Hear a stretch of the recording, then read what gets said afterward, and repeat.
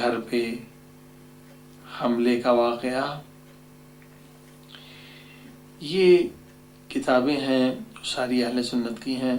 اس کے علاوہ بھی بہت ساری کتابیں ہیں اہل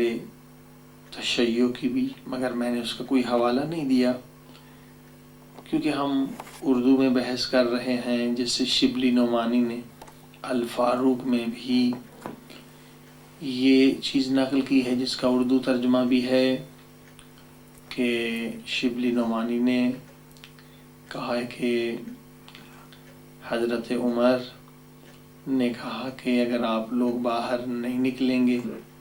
تو میں گھر کو آگ لگا دوں گا۔ یعنی بعض نے کتابوں نے یہ لکھا ہے کہ دھمکی دی، اور بعض نے لکھا کہ آگ لگا دی۔ تو شبلی نعمانی نے حضرت عمر کو بچاتے ہوئے یہ خود لکھا ہے کہ کیونکہ ان کا مزاج جو تھا وہ سخت تھا، لہذا ممکن ہے کہ جو مزاج میں سختی تھی ان کی وجہ سے انہوں نے یہ کہہ دیا ہو۔ اس کے بعد اور بھی کچھ جملے ان کے بچانے کے لیے کہے۔ یعنی یہ ایک ایسی حقیقت ہے جو افسوسناک ضرور ہے، مگر اس سے انکار نہیں کیا جا سکتا کہ ابھی رسول خدا صلی اللہ علیہ وسلم کی اس دنیا سے رحلت کو بہت کم عرصہ گزرا تھا، چند دن ہی گزرے تھے، اور بیٹی جو غم زدہ تھی بجائے بیٹی کو تعزیت دینے کے بیٹی کے گھر پہ حملہ کرنا، آگ لگانا، تو اسی وجہ سے ہم ایسے افراد کو اصحاب پیغمبر میں شامل نہیں کرتے۔ البتہ خود اہل بیت کی تعلیم ہے کہ قرآن مجید کی بھی تعلیم ہے کہ آپ کسی کے جھوٹے خدا کو برا بھلا مت کہیں، کہیں کوئی آپ کے سچے خدا کو برا بھلا نہ کہے۔ تو اس کا ہرگز مقصد یہ نہیں کہ اگر ہم کسی کو صحابہ میں شامل نہیں کرتے اور دوسرے لوگ انہیں صحابہ میں شامل کرتے ہیں،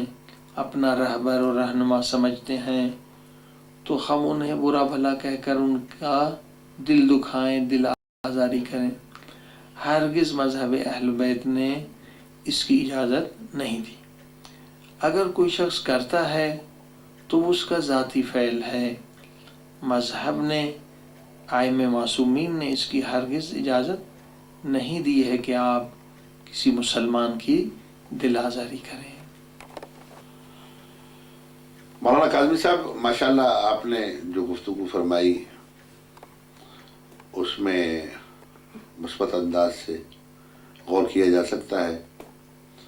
بشرطے کہ اس سلسلے میں تمام صحابہ کرام رضوان اللہ علیہم اجمعین کی عظمت اور شخصیت مجروح نہ ہو۔ جیسا کہ میں نے پہلے بھی کہا کہ ان صحابہ کرام کی بشری پہلو کو مد نظر رکھیے کہ وہ انسان بھی تھے، معصوم نہیں تھے۔ تو جہاں تک ان کے آپس کے ناراض ہونے یا باہمی اختلافات کا تعلق ہے تو بہت مشہور حدیث ہے، کما قال النبی صلی اللہ علیہ وسلم بأن اختلاف امتی رحمت، میری امت کے اختلافات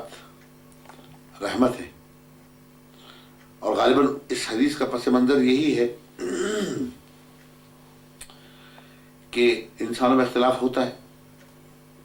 اہل علم میں اختلاف ہوتا ہے، مختلف قسم کے مزاج رکھنے والوں میں اختلاف ہوتا ہے، حتیٰ کہ والدین ایک ہی ہیں، دونوں میاں بیوی کی اولاد میں دو بچے، دو بھائی یا دو بھائی بہن، ایک دوسرے سے ذہن مختلف ہوتا ہے، یہ کوئی تعجب کی بات نہیں ہے۔ تو جہاں 1,24,000 صحابہ کرام رضوان اللہ علیہم اجمعین کا اجماع ہو، تو وہاں اگر کوئی اس قسم کے اختلافات باہمی نزاع کے طور پر آ گئے ہوں سامنے، تو کوئی تعجب کی بات نہیں ہے، لیکن اس سے معیار صحابیت سے ان کو گرا دیا جائے یا ان کے معیار ایمان کو ختم کر دیا جائے یا ان کو اسلام سے خارج کر دیا جائے، یہ بہت دور رس باتیں ہیں۔ البتہ جیسے میں نے پہلے کہا کہ اگر حضور علیہ السلام نے قرآن و سنت کی حدود اور تعزیرات کو ان صحابہ پر نافذ کیا ہے، مسلمان ہونے کی حیثیت سے ان سے کوئی تقصیر ہوئی، کوئی غلطی ہوئی، کوئی جرم سرزد ہو گیا تو ان کو سزا دی گئی، لیکن سزا دینے کے بعد وہ پاک و پاکیزہ قرار دیے گئے، یا توبہ کرنے کے بعد قرآن کریم میں جیسا کہ فرمایا کہ الا من تاب وآمن وعمل عملا صالحا فإنه يتوب الى الله متابا۔ اسی طریقے سے ایک حدیث میں حضور صلی اللہ علیہ وسلم فرمایا کہ التائب من الذنب كمن لا ذنب له، توبہ کرنے والا شخص ایسا ہی ہے جیسا کہ گناہ کرنے کے بعد جب اس نے توبہ کر لیا تو گویا اس نے گناہ کیا ہی نہیں۔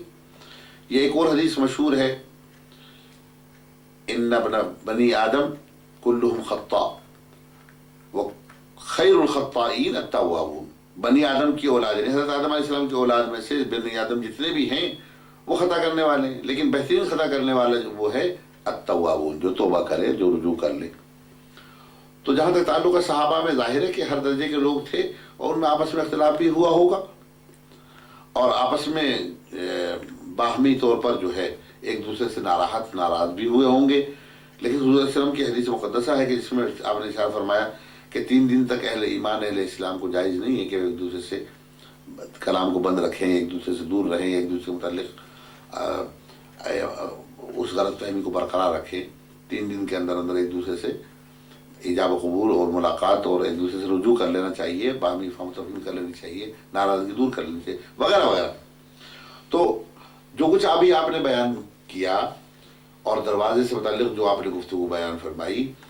اور بعض نکات کی طرف متوجہ کیا، تو یہ نکات اصل میں وہ نکات ہیں جو اس بات کو ثابت کرتے ہیں، شیعہ حضرات ایڑی چوٹی کا زور لگاتے ہیں کہ وہ یہ بات ثابت کریں کہ گویا صحابہ سے یہ غلطی ہوئی، صحابہ سے دروازے پر جانے کی توہین ہوئی کہ فاطمہ زہرا سلام اللہ علیہ کے در اقدس پر وہ گئے، یا یہ کہ بقول شیعہ علماء کے یا شیعہ کتاب کے یا تحریر کرنے والوں کے اہل قلم حضرات کے کہ انہوں نے دروازے کو آگ لگائی، یہ ثابت کرنا چاہتے ہیں نا آپ کے دروازہ تھا اور دروازے پر وہ پہنچے اور دروازے کو آگ لگائی، اور تو اس کا پس منظر بھی آپ کبھی کبھی جو ہے اس کو ذہن میں رکھیں، جیسا کہ عموماً تاریخ ہمیں بیان کرتی ہے، اور تاریخ بھی لکھنے والے کو معصوم نہیں تھے، ہم تو قرآن سنت کے ماننے والے، تاریخ کو ہم بطور ایک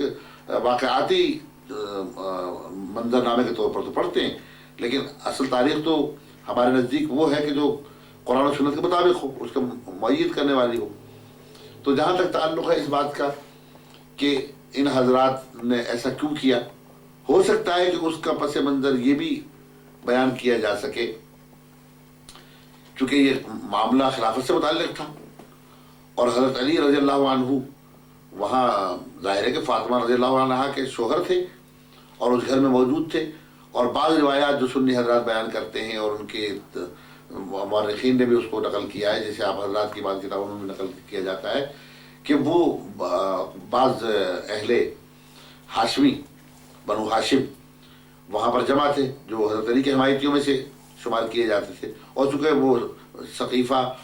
اور حضرت علی رضی اللہ عنہ کے کفن دفن میں مشہور ہونے کی وجہ سے خلافت کا فیصلہ جو ہے جمہور مسلمانوں کے متعلق اور جمہور مسلمانوں کے نزدیک حضرت ابوبکر پر اتفاق ہو گیا تھا، اور اس اختلاف کے بعد حضرت علی رضی اللہ عنہ سے متعلق یہ بات منسوب کی جاتی کہ انہوں نے اختلاف کیا اور کہا کہ میں اس میں شامل نہیں ہونا چاہتا یا بیعت میں شریک نہیں ہونا چاہتا یا میں ساکت رہنا چاہتا ہوں، نہ میں اتفاق میں ہوں نہ میں اختلاف میں ہوں، میں تو کمرے میں اپنے گھر میں جو ہے رہنا چاہتا ہوں۔ تو اس میں بعض صحابہ کے مشورے پر حضرت عمر فاروق اعظم رضی اللہ عنہ نے یہ فرمایا کہ نہیں، یا تو جو ہے حضرت علی بھی دوسرے مسلمانوں کی طرف بیعت کریں اور سامنے آ کر کے اس چیز کو برجستہ طور پر تسلیم کریں جیسا کہ تمام مسلمانوں نے تسلیم کیا، تاکہ اختلاف باقی نہ رہے۔